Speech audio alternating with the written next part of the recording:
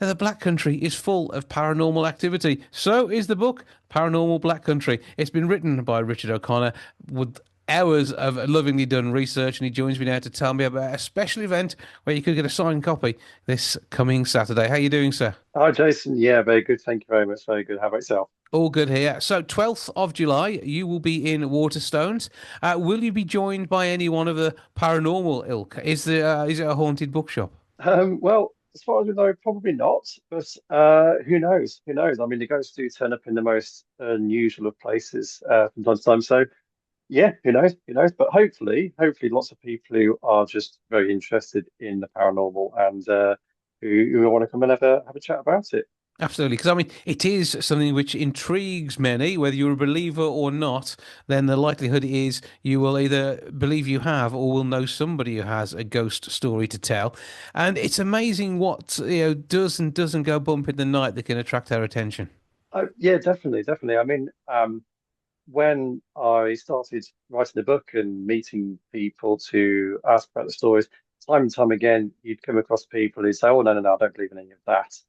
And then they say, "Oh, but there was this one time," and then they come up with some experience and some story, and you think, "Oh, that's fantastic, actually." Oh, how can you not believe in ghosts after that? But yeah, it's often actually the people who don't believe in ghosts who do tell the best stories for that reason. But in the book, there's a huge number of different people. There's lots of stories from hundreds of years ago, but also stories from local papers and face-to-face meetings as well. So there's a great kind of diversity of people out there. Some people believe in ghosts wholeheartedly, some not so sure, but yeah, a lot of people find it interesting.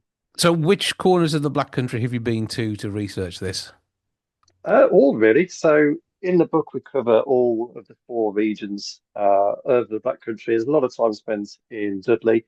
Spent the night at the Station Hotel next door, which is a fantastic place, and then had a day up in Dudley Castle as well, meeting staff there and talking to people. But heading to lots of places. I think listeners will know the Gifford Arms. Uh, it's an incredible place. That is, if you've never been there, it's a great one to check out. It's a really friendly pub. It's very atmospheric as well. It's got a few tales to tell. Yeah, you can almost feel things oozing out the walls, can't you? You can. It's certainly got that look about it, and it sets things up very well, I think, for something to happen. Anywhere else in Wolverhampton that stood out for you? Uh, a lot of places that are of the historical nature, I would say. I mean, there's the Beldray factory, which is now closed, but it's used by the councillors' offices, I believe. It's got a great history of some fantastic stories from the kind of the 1950s, that time. A lot of people in the area probably know the legends of that place, so that's a great one as well. We've got a few tales from way back to the 1800s as well. Tales of murder, where the villain is reportedly seen drinking in one of the bars that he used to frequent, like things like that. So there's all sorts really, everything from monks to people seeing ghosts in the living room. But I think it's important to document these things, isn't it? And whether or not you believe this is, it's either an amazing story or it's an amazing story. Absolutely, absolutely. And I'll say again, really, people who share the stories with me. There's a couple in the book who, even after telling me the stories, they say, "Well, I don't really believe in ghosts, but this is what I saw." Yeah, they must find it interesting to some extent. But I try to keep something for everybody in the book. And tell us a bit about your paranormal background because you're no stranger to a bit of ghost hunting yourself, are you? Absolutely. So I started getting into ghost hunting really back in the early 2000s.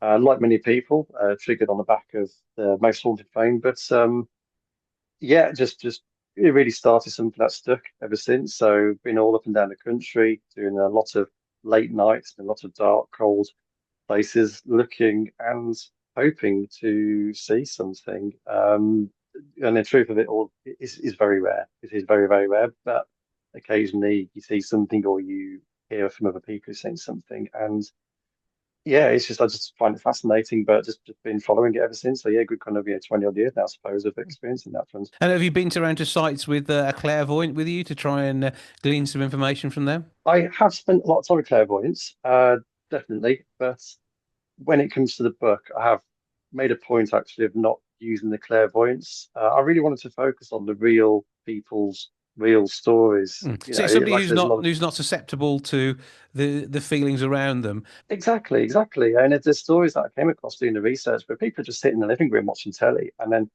something just appears in the doorway, and I always think who's going to make that up? And some of these people have even left their homes because these sightings have become so frequent. And these are good people who just have no prior interest or susceptibility into the paranormal. So I just find those sort of things so much more fascinating. Mhm. And those are the ones I really focused on. Yeah, they don't know that they can sense things, but they find out in an intriguing way, which leaves them Yeah, surprised. Which is, I abs think, another absolutely. interesting part of it. Favorite stories in there. Come on, what is the one that you go back to and you want to maybe even see the spirit yourself?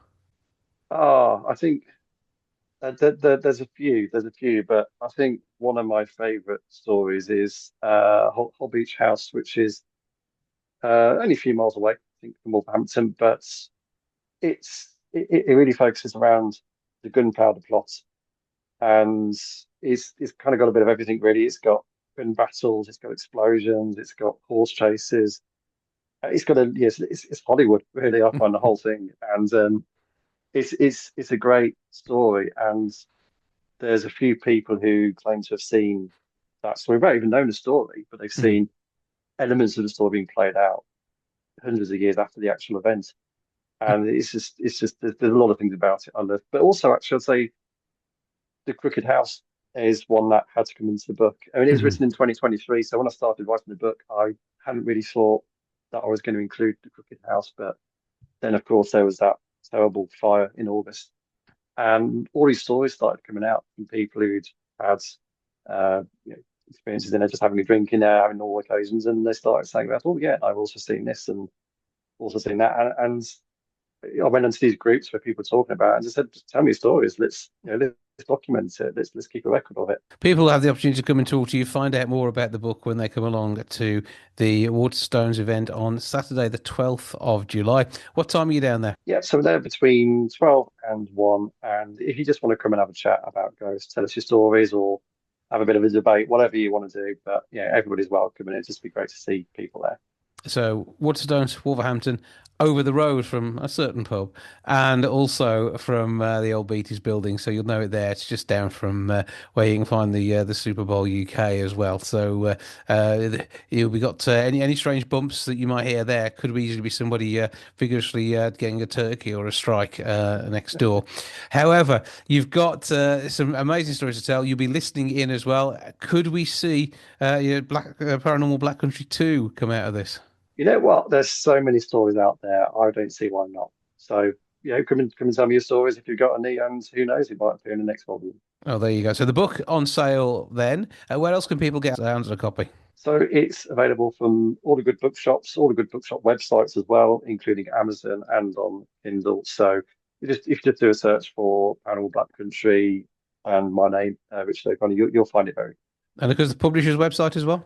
Amberley Publishing. So yeah, you can find that as well. So yeah, search for Amberley Books, Amberley Publishing, you'll find it on there. Lots of other great books as well.